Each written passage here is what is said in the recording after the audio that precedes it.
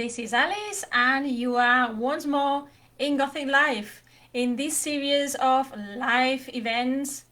Did I say in Gothic Life? In Gothic Land. I'm thinking about the live product and I'm saying Gothic Life. So I'll start again.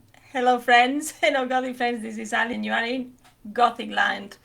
Welcome again to this series of live events that I've done now. This is the 8th day, and that I'm doing just to try to help you define what the Gothic is and how it can actually help you. So in this space, what I'm trying to do is to create awareness so you can see how the Gothic can actually transform you and how it can help you, whether you're an artist or you just have a passion for the Gothic. Independently of those, there's always going to be growth, there's always going to be learnings, and with this series I'm just trying to create this awareness so you can see and you can learn more about it, because there's not a lot of information out there unless you are in the academia environment and space.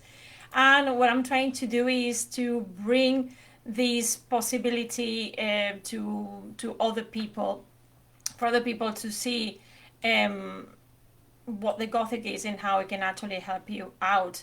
If this is a passion like it's been for me for a long time, then you will appreciate that. If you're already someone who is in the Gothic environment and you already know what it's all about, then it might help you to refresh some initial ideas, and it might help you to go back to certain concepts, or maybe just to clarify things that you had not so clear or things that you had forgotten. So in any case, thank you for being here. And the idea is that after my 20 minutes presentation, maybe shorter today, you can actually ask questions. If you're watching this after the live event, then you can post your questions at the bottom of the video, and I will post some links myself as well. Remember that if you're liking this series of workshops or this series of teaching, training, online training, you can also go to my blog, gothicalis.com, and there you can see every article that I write, but you also can subscribe. By subscribing, you're going to benefit from weekly content, you're going to benefit from anything that I do in the future events, any courses that I might advertise, any memberships that I might come up with for people like you want to know more about the Gothic and they want to use this for their own transformation, then go to my website, gothicalis.com, and you're gonna have there a lot of free products, free downloadables, download whatever is for you most suitable. And if you prefer talking to me because you have questions, you can also go there and book a free assessment so we can have a chat. So that's the part of the marketing I wanted to do. So today we're going to be talking about the uncanny. The uncanny is that element that we've been talking about that appeared with Freud, or that we know it appeared with Freud, but it actually has some roots somewhere else as well. And with that, we're going to complement this idea of superstition that the Gothic has and that we saw yesterday. To do that, I am going to actually use one of my favorite writers, Tracy Fahey, and her books, Unheimlich and In the Dark, and Maneuvers in the Dark, and Unheimlich Maneuvers. So you're going to see through Tracy, through this modern view, this contemporary view of the Gothic, you're going to see how nowadays we're dealing with that, and you're going to start identifying a lot of these elements, not just only from books that you're reading, but also from TV series, from films, and from a lot more, okay? Because the uncanny, again, is fundamental, is basic, and it goes everywhere. Super important. So let's start with where does this term originated from? So it originated from the field of psychology, and as I said before, it was not coined by Sigmund Freud, but he was the one giving it a lot of meaning, and he took it to the next level. So for Freud, the uncanny was used to talk about everything sinister in our everyday lives. So its literal translation is the unhomely, which is a concept borrowed by the Gothic, right? So the Gothic uses that from psychology in the same way that we used the sublime from philosophy, mainly by Edmund Burke, but we know this is not the first one.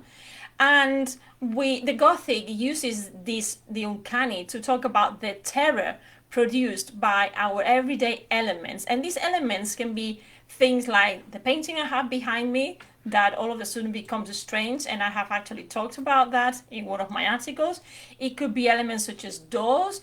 Inanimated objects tend to freak us out quite a lot, yeah, because they're familiar, they look like us, but at the same time, they are these immaterial or weird things that sometimes are used in horror films like Chucky. Yes, we have objects in general, and we can have all these uncomfortable events that take place in our homes. So, for Freud, he differentiated between the uncanny in real life and the uncanny in literature. And for him, it was in literature, the space where the uncanny has kind of more freedom, is more fertile, because it allows the fiction text allows the writer to represent different realities in however ways he or she decides. So it's a lot more flexible due to this imaginative part that it has. So, as I said before, to talk about the uncanny, I'm going to make reference to Tracy Fahey and her introductory notes in her book Unheimlich Maneuvers in the Dark. So for Tracy, the uncanny is the most salient aspect of the Gothic. And she says that because of the persistence of the past in the present. So here we have this anchor that is so important for us as well, because we are constantly, if you remember the past videos, that the Gothic is something that we can escape, that it keeps appearing all the time, but it was also something that started even before the graveyard poets, even before this pre-Gothic period. It has references in medieval times, and then we start going back. It had other names, but the elements from the past become relevant in the Gothic in the future. And the same is happening nowadays. It can't disappear because it's part of us. It's part of our fears, it's what makes us human, and it's that area where we keep going and we keep revisiting, mainly when we're feeling sad, when we are stressed, when we are depressed. So we keep going and visiting these spaces.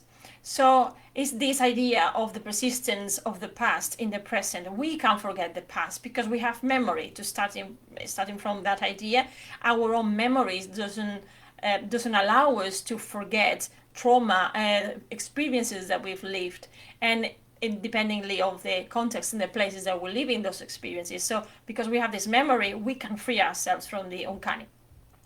So what Tracy tells us is that Freud's Unheimliche was based on a different essay, on another essay called On the Psychology of the Uncanny, written in 1906 by Ernst Jens. And he defined the uncanny as a fear of the unfamiliar. But then what Freud did was to take this definition to the next level by saying that the uncanny is in reality nothing new or foreign, but something familiar and old, established in the mind, that has been estranged only by the process of repression. Super important, the word repression. What do we have in moments where we feel repressed? We have that the uncanny appears. Think about the situation we are currently living, this pandemic that we're living. We have that we've been repressed, we've been constrained in our homes. So the mechanics and the mechanisms that people are following have been very varied and are still very strange. They're very uncanny. Some of them people are positioning in different points of view.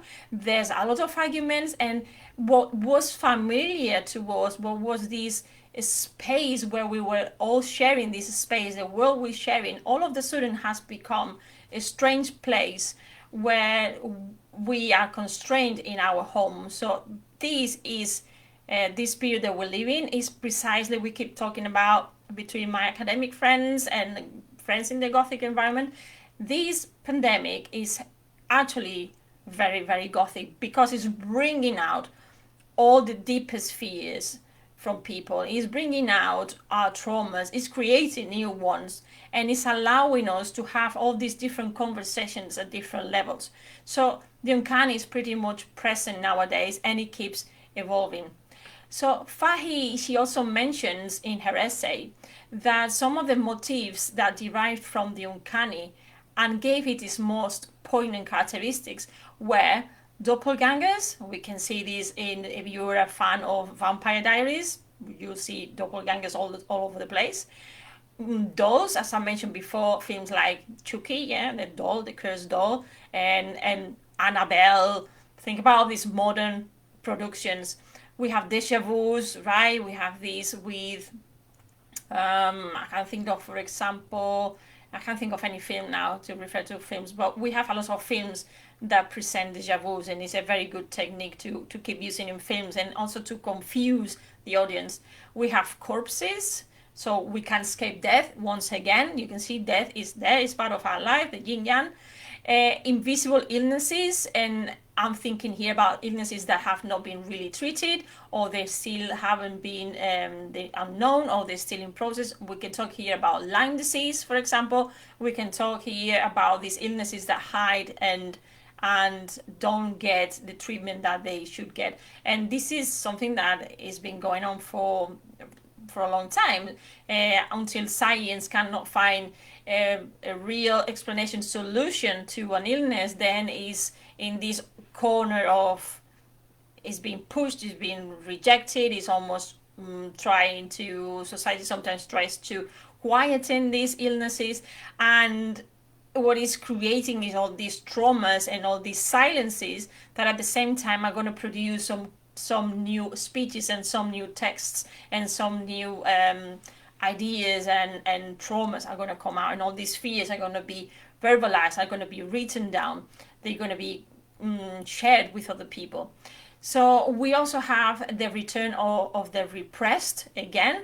We have homes that are haunted not only by specters but also by memories and secrets. So you have here family traumas, inheritance. We're going back to what we were talking about at the beginning of the Gothic. We have the Castle of Otranto and all these this tradition keeps coming back. Yes, the secrets of the families, inheritance, all these concepts that are not new. They're actually very much in the original Gothic texts. So these anxieties and these secrets are things that occur repeatedly in our everyday lives. So this is what is producing these fears and this context of the uncanny.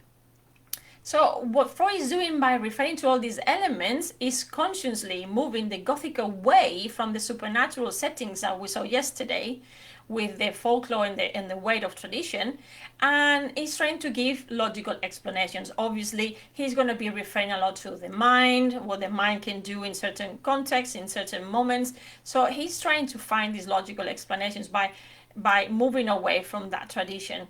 So this is what he's gonna by doing this, then he's going to move away about the irrationality of folklore.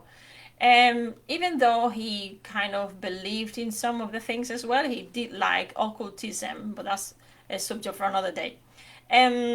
So these the supernatural until then played a big role, and if you think about it, it keeps coming back. So even though we nowadays have explanations for a lot of the mental illnesses, for a lot of illnesses that are appearing that they're new, we're finding solutions, we still haven't got all the answers for the supernatural, and the supernatural keeps coming back because it's one of those topics that we can get away from. It's something that keeps happening. We still have people with high sensitivity that can detect things that the rest of mortals we can't. So we are still in those grounds.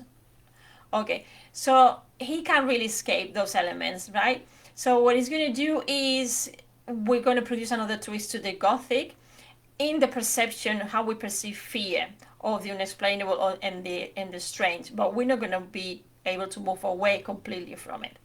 So this is a context, this is the context, this is where I want to get today with you, for you to realize how modern writers like Tracy see these ideas of the uncanny, and they incorporate it in their texts, producing text and stories where the home gets extrapolated to new settings. And these are the settings that Tracy mentions, like suburban spaces, communal living such as hospitals, hotels, castles. They still appear. We still love them. We still are frightened about them. There's still history to talk about and to explain. The ruins and ghost estates that serve to perfect backgrounds. All these serve to the perfect backgrounds where we have other elements like secrecy, concealment, private spaces, deja vu, strange dreams. Yeah, we talked about dreams briefly in the past sessions. And those are all precisely many of Fahi's recurring motifs and tropes in her books. So I hope that you have found these useful, because probably you see the word uncanny in many, many texts, but until now you've not really thought about it.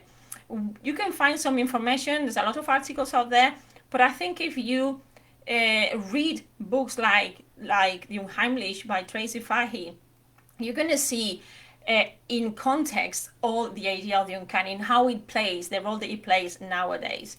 But it's certainly a very basic thing that we need to consider, a very basic element, and is fantastic that we can find it not just in fiction, but we find it in non-fiction. You can see a lot of uncanny moments in your everyday lives, and we are going to be talking about it for a long, long time.